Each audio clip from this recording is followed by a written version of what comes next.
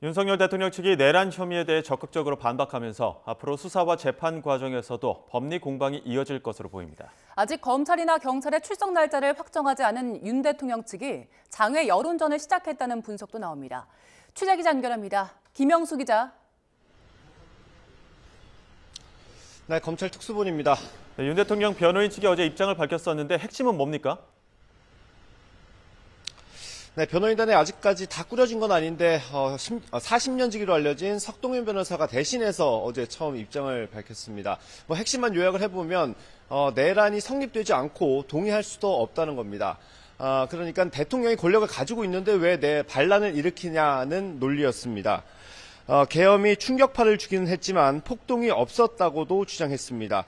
하지만 김서구 법무부 차관 어제 국회에서 내란 혐의에 대한 상당한 정도의 근거가 있다고 공개적으로 밝혔습니다. 앞으로 수사나 재판 과정에서 윤석열 대통령 측과 수사기관의 법리 공방이 이어질 것으로 보입니다. 네, 또 관심이 가는 부분은 검찰이든 공수처든 윤석열 대통령이 출석을 할 것인가 그 여부인데 어떻게 될 것 같습니까?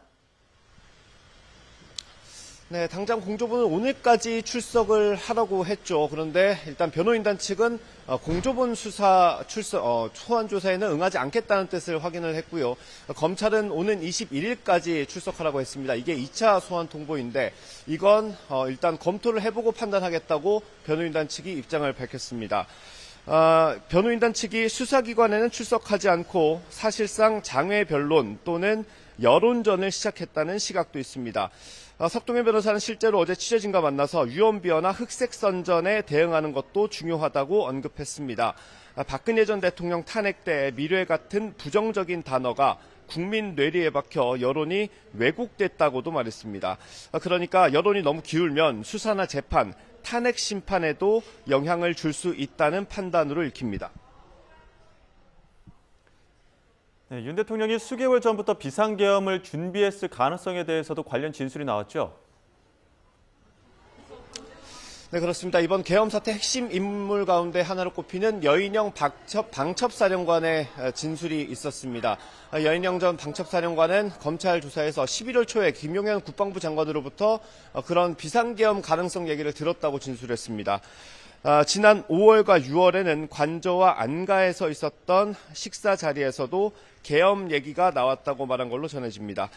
곽종근 특전사령관은 구속되기 전에 민주당 박범계 의원에게 비슷한 얘기를 털어놨습니다. 6월과 10월, 11월에 윤석열 대통령과 김용현 전 장관, 여인영, 이진우 사령관까지 모여서 계엄 선포를 논의했다는 겁니다.